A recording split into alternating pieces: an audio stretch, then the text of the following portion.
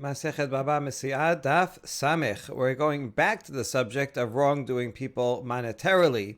And here we're talking about someone selling goods and mixing different types of goods together or different qualities together and using that potentially to cheat the buyer. En me'arevin perot beperot afilu chadashim b'chadashim ve'en tzarich lomar chadashim bishanim. One may not mix different types of produce. We're talking about grains, even if they're of the same type, but they're from different batches. Even if they're both new, in other words, new harvest that cannot be used yet. Grain needs to dry out for many months before it's usable. So even if they're both new, you can't mix them together and sell them. You have to sell each batch separately. And all the more so you don't have to say that you cannot mix new into the old. The old grain actually is good because you can use it right away, you can grind it right away. And if a seller wants to sell more, so he mixes in some new one, and then the buyer unsuspectingly buys it thinking that it's all old grain that he can use right away, but the new grain's mixed in to inflate the volume, and that would be cheating him. So certainly, of course, you can't mix in new with old, but don't even mix one batch of old with another batch of old. Just keep whatever you're selling, keep it separate. באמת אמרו ביין התירו לערב קשה ברח מפני שהוא משפיחו. However, in truth, we said, and the Gemara is going to explain that this is the halacha, what you can do is, regarding wine, is take strong wine and mix it into weak wine, because in that case, you're actually making better, assuming that you're selling it as weak wine. All right, so you see here, I'm selling you a gallon of weak wine, and I decided I'm going to mix in some strong wine. Well, that makes it better. So in that case, that's fine. You can mix it together, but certainly don't mix something that's worse, and don't even mix something that's equal. En me'arabin shimrei yain beyain, aval noten lo et shem harav. These two clauses seem to contradict. The Gemara will explain that one cannot take sediment of one barrel of wine and add it in to get more volume into another barrel of wine. But that very same barrel, when you're pouring wine, all the wine, the liquid will come out. The sediment on the bottom, you can include that in the sale because it is in fact part of the wine. If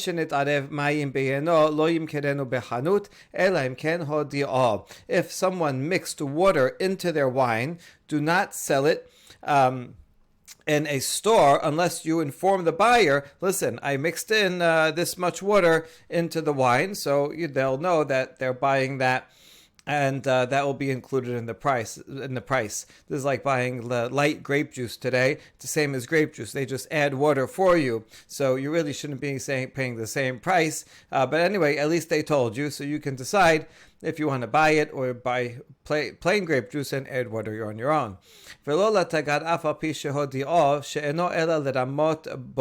However, you should not sell to a merchant. See, if you're a store owner, you're selling to the customer you tell, and they will use it, and they know, that's fine. But if you sell it to a merchant who's going to resell it, then you cannot sell them wine mixed with water, because even if you tell the merchant, hey, this is mixed with water, why are they buying it that way? It's unlikely that they are going to transmit that information to the buyer, and so they're probably going to use it to trick buyers and make them pay more for a diluted wine. However, if you're in a place where everyone's accustomed to dilute the wine with water, then it's permitted because everybody does it and everybody expects it to happen. So whoever is buying from the merchant or the store will know that this has water in it.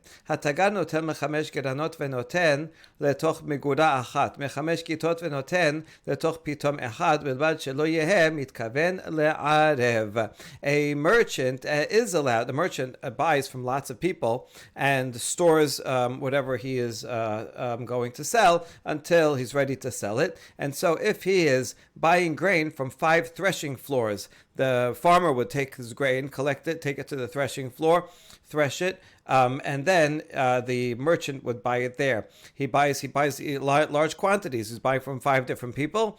He can put it all in one warehouse. Just because practically that's what he does. He's not trying to trick anyone by doing that. Or similarly, he can buy wine from 5 wine presses. He's a wholesaler. He's buying from lots of places, and he can put them all in one large cask, as long as he is not intending to mix low quality with high quality. So you can't purposely mix things in order to inflate the price, but if it's for storage needs, then it's permitted. Tenora banan en sarich lomar hadashot me'arba vishanot mishalosh te'en me'arbin. So Baraita expands and says, obviously, if the new wine is cheaper and you can get 4 se'ah for a sela, new grain rather. New grain is cheaper, you can get 4 se'ah for a sela.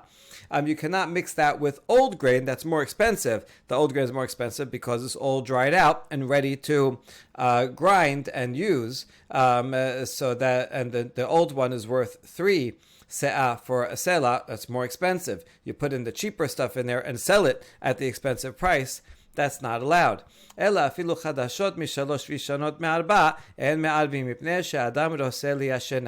even if it was the other way around, if the new one was more expensive, you have some high quality new grain, and although one will need to dry it out, that's the last 4 words here, a person may want to keep it in storage and wait till it gets old. Maybe a person says, listen, I have lots of old grain. I need a grain. I want to buy grain for next year, for 2 years from now.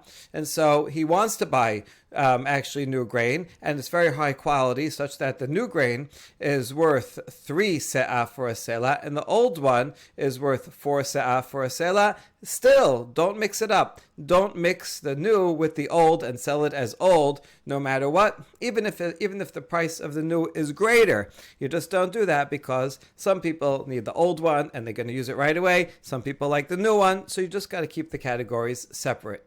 באמת אמרו ביין התירו לערב קשה ברך מפני שהוא משפיחו. אמר רבי אלעזר עדה אמרה כל באמת אמרו הלכה היא.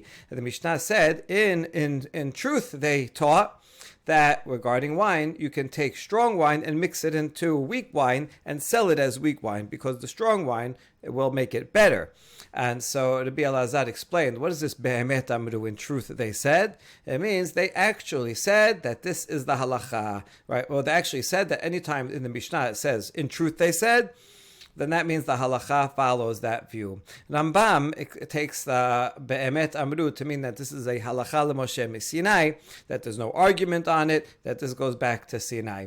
But still, in either case, it would be in fact the halacha that one relies on. Amar Rav Nachman uben hagitot shanu. Rav Nachman says, when in the cases when you're allowed to mix the wines together, that's only at the wine press, meaning just when you press it before it ferments. That's when it's okay to mix the wines together, because then it'll all ferment together after mixing up, and it will taste good. But after fermentation, that if you mix up the wines after that, that's not good. And now the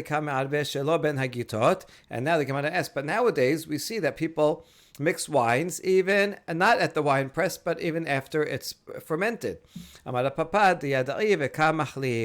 is that's because the buyers are aware and they're okay with it, they don't mind. So this is all monetary, so if people know about it and they waive their rights to that and they're okay with it, then it's permitted. Ravacha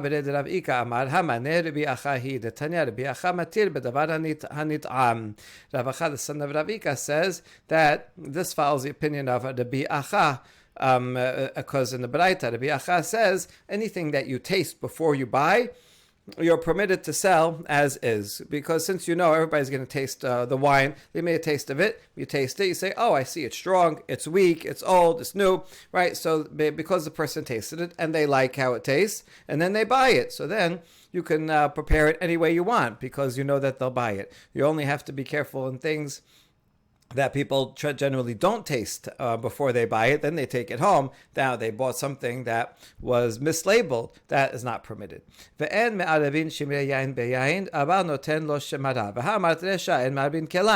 Now this contradictory phrase, you're not allowed to mix sediments with the wine, but you can put the sediments in the wine. Well, you just said that you're not allowed to mix it. And how come in the end you said that you are allowed to put the sediments in? So maybe you'll say, oh, when in the second part, when it says that you can't put it in, that's when you let him know. This is, listen, I put sediments in there. Yeah,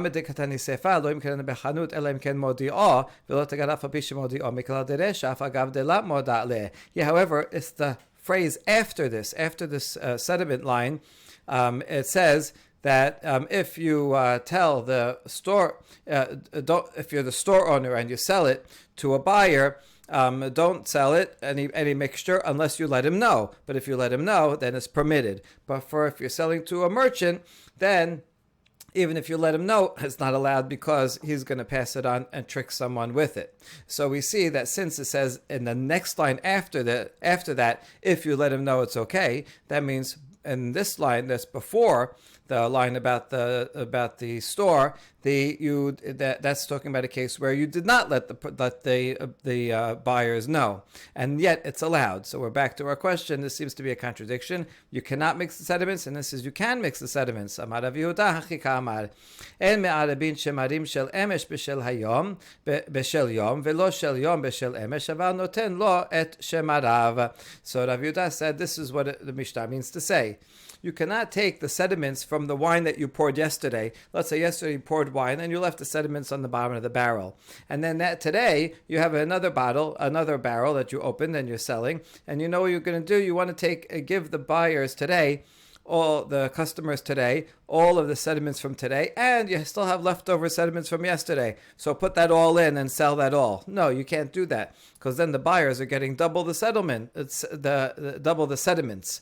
And not the other way around. Also, you can't take today's and put it in yesterday's goods, but rather you could put its own goods in it. So for every barrel that you open, I open one barrel today, so I can sell the liquid and the sediments. I could mix into the pitchers that I'm pouring it into. But each pitcher and each day's sediments have to be separate, and I can't add more to the mix. This is like the orange juice when you have the no pulp. What do they do with all that pulp? That's why they had to make the orange juice with extra pulp so they could put it in there. Okay, so that's not where you could just do the pulp that comes with it, with that orange, but not add from one batch to another. Tanya namehachi. Rabbi Yehuda omer hashofeh יין לחברו הרי זה לא יערב של אמש בשל יום, ולא של יום בשל אמש, אבל מערב את אמש של אמש בשל אמש ושל יום בשל יום. And we have a baraita that proves the opinion of Rav Yehuda, because Rav Yehuda says if someone is pouring wine for someone else, they should not mix in the sediments from yesterday with today's wine, nor take today's wine and mix it in with sediments that you had still from yesterday. But yesterday's wine you could mix with yesterday's sediments and today's wine with today's sediments.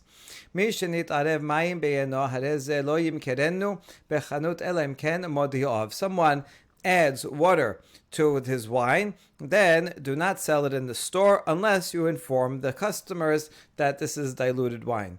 We have a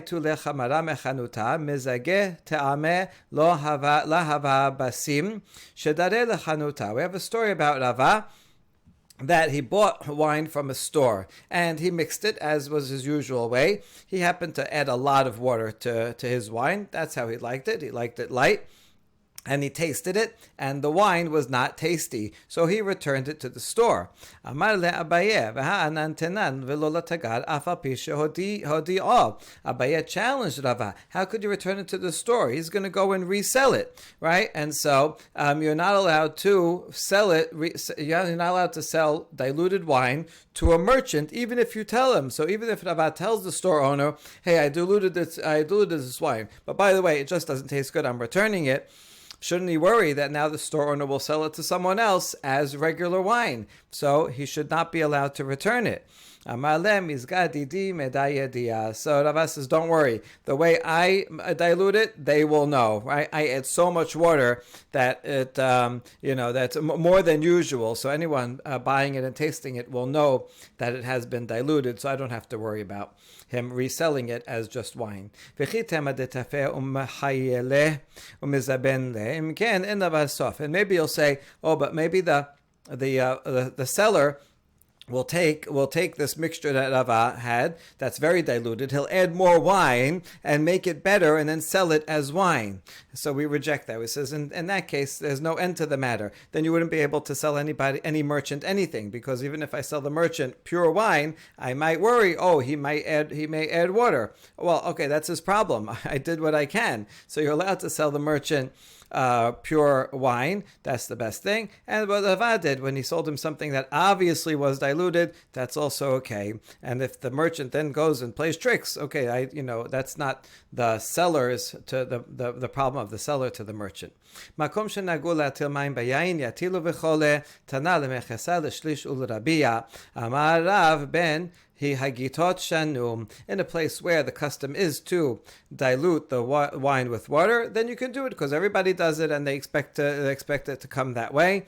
And the Braita says that it depends on the place. In some places they put half, a third, or a fourth of the mixture of the ratio of water and wine, each according to the local custom. And Rav says when you mix it, it's always at the wine press, right, with the fresh grape juice. That's when you mix the water with the wine, and then you leave it to ferment. But if you mix in the water later, then it will go bad.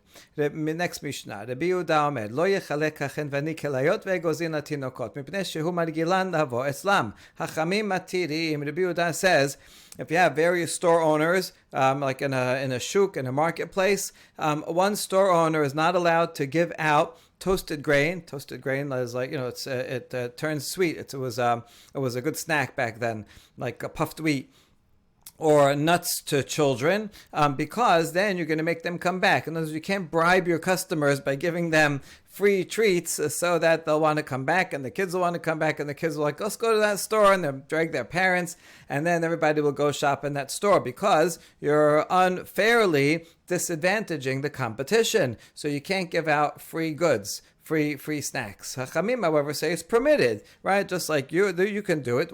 They're all going to this store? Okay, the competition can also give out free samples and free coffee, free drinks, and get people to come to there.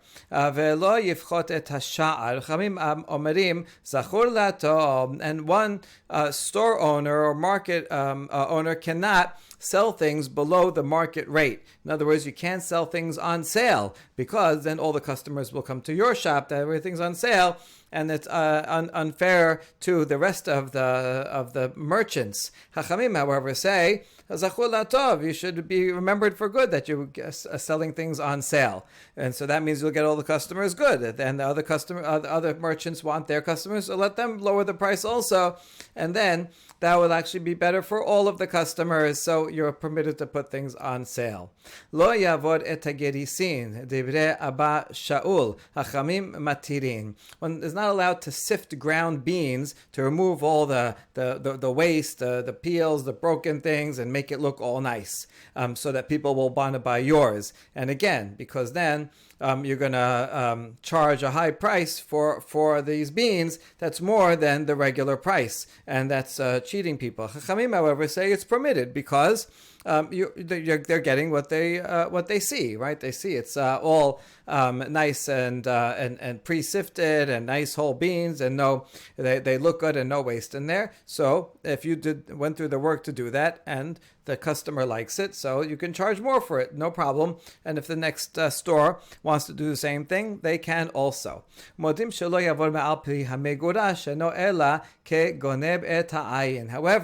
Hachamim agree that what you cannot do is clean up the beans that are on top of the bin, so that those look like nice, fresh, whole, no waste in there, but only at the top, only the top layer, and right underneath is all the same quality as with the garbage and everything. Because then the customer will say, "Oh, these beans look really nice, right? Give me 5 pounds." And then as you dig out and give them the 5 pounds, you're giving them not just from the top top layer, but from everything else. And that is called stealing the eye. That is false advertising. That's deception, and one that's not permitted. And mefarkesin lo et adam velo et behema velo et kelim. One's not allowed to adorn a person if you're selling a human on a slave market, or an animal or vessels, to make them look nice and just make them shiny and embellished. That makes it look better than it really is. So rather, you have to be truth in advertising, and if you're selling a picture of a hamburger, it should really look like the hamburger that you're selling, and not one that's all touched up that looks better than the real thing that you're selling. The Gemara asks, "Mai ta'amaihu d'Rabbanan?" What's the reason for the rabbis that permit one merchant seller to give out toasted grain and nuts and unfairly get all the customers to come to his store? The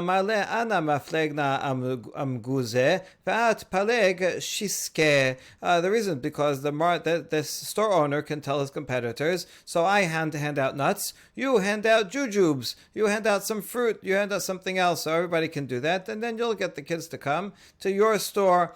So it's equal opportunity, and therefore it's fair. And next Mishnah says that if one is not permitted to sell below market price, however, Chachamim said it's permitted, and not only is it permitted, but we remember that person who lowered the price and put things on sale, remember him for good. What's the reason for Rabbanan? Mishum dekamar vach letara, because by doing that, he will lower the market rate, and so he's bringing the price down for everyone. And so that's a wonderful thing. One's not allowed to sift the ground beans and take out all the little pieces and sell it for a higher price. Chachamim, however, say it's fine. Man Chachamim Rabbi Acha detanya Rabbi Acha matir bedabar hanireh. Who is the Chachamim? It must be Rabbi Acha who said in the Braita that Rabbi Acha permits one to sell something where you can see the change. This is the same Rabbi Acha who said before, if you taste it and then you buy it, so then you know what you're getting. Here also, because you can see the change is obvious. You look at this one, you say, oh, look at that. They sifted out all those little pieces and the waste and the garbage and the broken ones. So that how much is that? You have to pay this much more. Okay, the person will decide if it's worth it for them or not, but the change is obvious, it's tasteable, it's seeable. And now, if someone is selling a slave or an animal or a vessel, one cannot adorn it and make it look like it's nicer than it really is. Tenor banan en mesharbetin et behema ve'en nofchin bakera ba'im ve'en shodin et behem et habasar ba'mayim. May en mesharbetim hachatargemu maya de chizra ze'airi marav kahana mizkafta. So here we have a baraita with some examples. One cannot stiffen the hair of an animal, and by the hair sticking up, it looks like it's bigger than it really is. Or inflate the inners. They put something in the animal, make it eat and drink something that makes it look nice and big and fat. But really, it's not nice fatty meat that you can eat. They're just fake inflation. Nor can you take meat and soak the meat in water so that it looks like it's fresher than it really is. So these are all tricks. It's not actually looking better. This is false advertising. Now, what does mesharbetin mean? The first thing. And so here in Bavel, they explain that they feed the animal bran water, and that makes its hair stand up and look like it's more full. And Rav Kana says it means scrubbing the hair, combing it so that it looks like it's full, and that makes the animal look fatter than it is. Shemuel shera lemirma tumeh lesarbera. Rav Yehuda shera lechaskuse kerameh. Rabba shera lemedak serade. Rava shera lesalome gire. Rav Papa bar Shemuel shera lesalome dikule. Now these are all ways to improve clothing. Shemuel permitted the clothing sellers to add fringes on a cloak. We add some fringes, tassels. It makes it look nicer. Rav Yehuda permitted them to clean or ornament garments. Rabba permitted them to taper linen garments and make them, the tailoring better. And Rava permitted them to draw arrows on the ornaments. Rav Papa Shemuel permitted them to draw ladders as ornamentation on the clothing. So now we ask about this. We just said you're not allowed to adorn people, animal, and vessels that you're selling. So how come you're allowed to adorn all these clothing and sell it for hire? There's no problem. When we talk about the clothing, we're talking about new clothing. So yeah, I can go and take a plain garment, I'll buy it, and then I'll make it nicer, adorn it, and sell it for more. That's added value. That's perfectly legitimate. Right? It says this is adding a fashion to it, making it cleaner, nicer, decorating it. So yes, then that's worth more. But if it's an old thing and I'm just putting things on it to cover up its blemishes and make it look new and sell it as if it's new, but really it's old and worn out, then that is tricking the customer, and that is not permitted. Pirkus ta'adam maihi. What does it mean, adorning of a person? How would you do that? There's a great story about an old man who was a slave, and he's being sold on the market, and so he has all white hair. So what did he do? He went and dyed his hair and his beard black, so now he looks young, and now he'll go for more on the market.